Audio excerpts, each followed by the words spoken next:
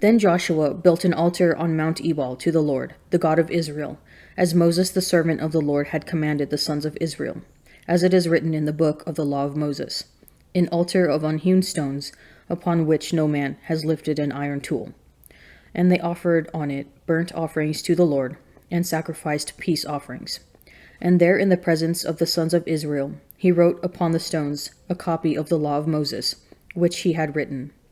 And all Israel, sojourner as well as homeborn, with their elders and officers and their judges, stood on opposite sides of the ark before the Levitical priests, who carried the ark of the covenant of the Lord, half of them in front of Mount Gerizim, and half of them in front of Mount Ebal, as Moses the servant of the Lord had commanded at the first, that they should bless the sons of Israel. And afterward he read all the words of the law, the blessing and the curse, according to all that is written in the book of the law. There was not a word of all that Moses commanded, which Joshua did not read before all the assembly of Israel, and the women, and the little ones, and the sojourners who lived among them. When all the kings who were beyond the Jordan in the hill country, and in the lowland, all along the coast of the great sea toward Lebanon, the Hittites, the Amorites, the Canaanites, the Perizzites, the Hivites, and the Jebusites, heard of this, they gathered together with one accord to fight Joshua and Israel.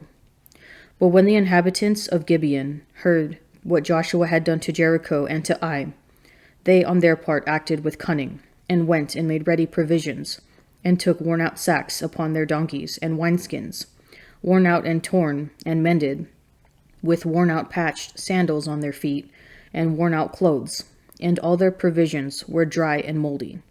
And they went to Joshua in the camp at Gilgal, and said to him and to the men of Israel, We have come from a far country, so now make a covenant with us. But the men of Israel said to the Hivites, Perhaps you live among us, then how can we make a covenant with you? They said to Joshua, We are your servants. And Joshua said to them, Who are you, and where do you come from?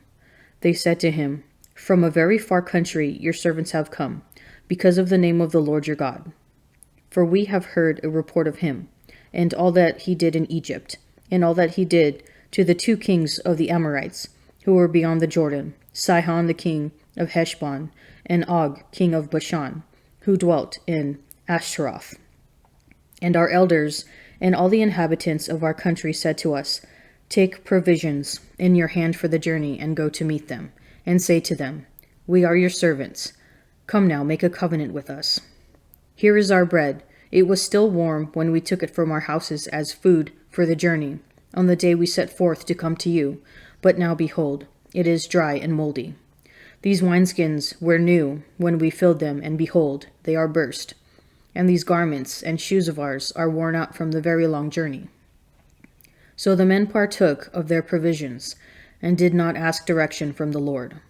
And Joshua made peace with them, and made a covenant with them, to let them live. And the leaders of the congregation swore to them. At the end of 3 days, after they had made a covenant with them, they heard that they were their neighbors, and that they dwelt among them. And the sons of Israel set out and reached their cities on the 3rd day. Now their cities were Gibeon, Cherepharah, Beeroth, and Kiriath-jearim. But the sons of Israel did not kill them, because the leaders of the congregation had sworn to them by the Lord, the God of Israel. Then all the congregation murmured against the leaders. But all the leaders said to all the congregation, We have sworn to them by the Lord, the God of Israel, and now we may not touch them. This we will do to them, and let them live, lest wrath be upon us, because of the oath which we swore to them. And the leaders said to them, Let them live. So they became hewers of wood and drawers of water, for all the congregation, as the leaders had said of them. Joshua summoned them, and he said to them, Why did you deceive us, saying, We are very far from you, when you dwell among us? Now therefore you are cursed, and some of you shall always be slaves, hewers of wood and drawers of water, for the house of my God. They answered Joshua, Because it was told to your servants for a certainty that the Lord your God had commanded his servant Moses to give you all the land, and to destroy all the inhabitants of the land from before you. So we feared greatly for our lives because of you, and did this thing. And now behold, we are in your hand. Do as it seems good and right in your sight to do to us. So he did to them and delivered them out of the hand of the sons of Israel, and they did not kill them. But Joshua made them that day hewers of wood and drawers of water for the congregation and for the altar of the Lord, to continue to this day in the place which he should choose. When Adonizedek, king of Jerusalem, learned how Joshua had taken Ai and had utterly destroyed it, doing to Ai and its kings as he had done to Jericho and its king, and how the inhabitants of Gibeon had made peace with Israel and were among them, he feared greatly, because Gibeon was a great city, like one of the royal cities, and because it was greater than Ai, and all its men were mighty. So Adonizedek, king of Jerusalem, sent to Hoham, king of Hebron, to Piram, king of Jarmuth, to Japhia, king of Lachish, and to Debir, king of Eglon, saying, Come up to me and help me, and let us strike Gibeon, for it has made peace with Joshua and with the sons of Israel.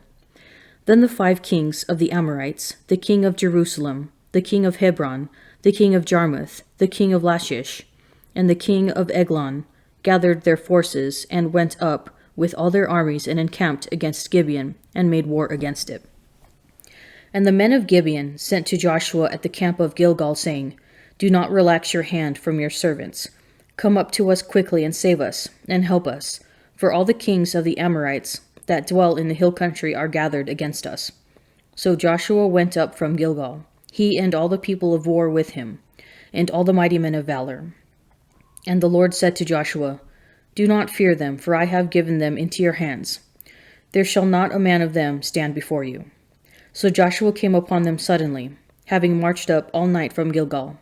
And the Lord threw them into a panic before Israel, who slew them with a great slaughter at Gibeon, and chased them by the way of the ascent of Betharon, and struck them as far as Azekah and Makkedah. And as they fled before Israel, while they were going down the ascent of Betharon, the Lord threw down great stones from heaven upon them as far as Azekah, and they died. There were more who died because of the hailstones than the men of Israel killed with the sword. Then spoke Joshua to the Lord in the day when the Lord gave the Amorites over to the men of Israel. And he said in the sight of Israel, Sun, stand still at Gibeon, and you, moon, in the valley of Aijalon.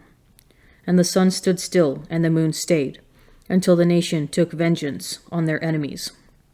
Is this not written in the book of Jashar? The sun stayed in the midst of heaven, and did not hasten to go down for about a whole day. There has been no day like it, before or since, when the Lord listened to the voice of a man, for the Lord fought for Israel. Then Joshua returned, and all Israel with him, to camp at Gilgal. To the choirmaster, according to the Gittith, a testimony of Asaph. Sing aloud to God our strength. Shout for joy to the God of Jacob. Raise a song, sound the timbrel, the sweet lyre with the harp. Blow the trumpet at the new moon, at the full moon on our feast day. For it is a statute for Israel, an ordinance of the God of Jacob. He made it a decree in Joseph, when he went out over the land of Egypt. I hear a voice I had not known. I relieved your shoulder of the burden. Your hands were freed from the basket. In distress you called, and I delivered you. I answered you in the secret place of thunder. I tested you at the waters of Meribah. Selah. Hear, O my people, while I admonish you. O Israel, if you would but listen to me. There shall be no strange god among you. You shall not bow down to a foreign god. I am the Lord your God, who brought you up out of the land of Egypt. Open your mouth wide, and I will fill it. But my people did not listen to my voice. Israel would have none of me. So I gave them over to their stubborn hearts, to follow their own counsels. Oh, that my people would listen to me, that Israel would walk in my ways. I would soon subdue their enemies and turn my hand against their foes. Those who hate the Lord would cringe toward him, and their fate would last forever. I would feed you with the finest of the wheat, and with honey from the rock I would satisfy you. On a Sabbath, while he was going through the grain fields, his disciples plucked and ate some heads of grain, rubbing them in their hands. But some of the Pharisees said, Why are you doing what is not lawful to do on the Sabbath?"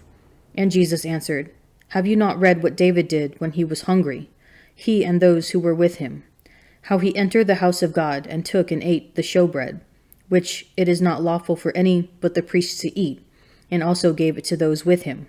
And he said to them, 'The Son of Man is Lord of the Sabbath.'" On another Sabbath, when he entered the synagogue and taught, a man was there whose right hand was withered. And the scribes and the Pharisees watched him to see whether he would heal on the Sabbath, so that they might find an accusation against him. But he knew their thoughts, and he said to the man who had the withered hand, "Come and stand here." And he rose and stood there. And Jesus said to them, "I ask you, is it lawful on the Sabbath to do good or to do harm, to save life or to destroy it?"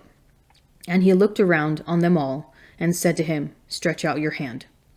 And he did so, and his hand was restored. But they were filled with fury and discussed with one another what they might do to Jesus.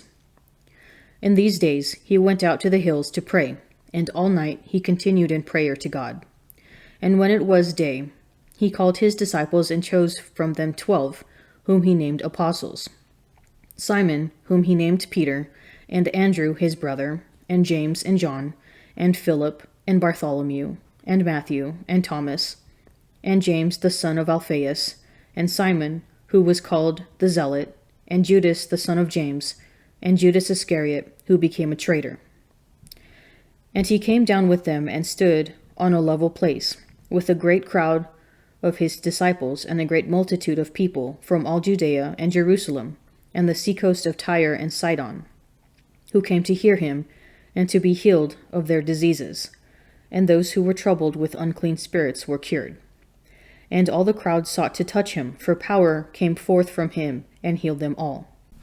And he lifted up his eyes on his disciples and said, "Blessed are you poor, for yours is the kingdom of God. Blessed are you that hunger now, for you shall be satisfied. Blessed are you that weep now, for you shall laugh. Blessed are you when men hate you, and when they exclude you and revile you, and cast out your name as evil on account of the Son of Man. Rejoice in that day, and leap for joy, for behold, your reward is great in heaven, for so their fathers did to the prophets. But woe to you that are rich, for you have received your consolation. Woe to you that are full now, for you shall hunger. Woe to you that laugh now, for you shall mourn and weep.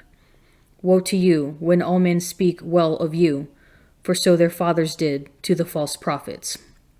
But I say to you that hear, love your enemies, do good to those who hate you, bless those who curse you, pray for those who abuse you.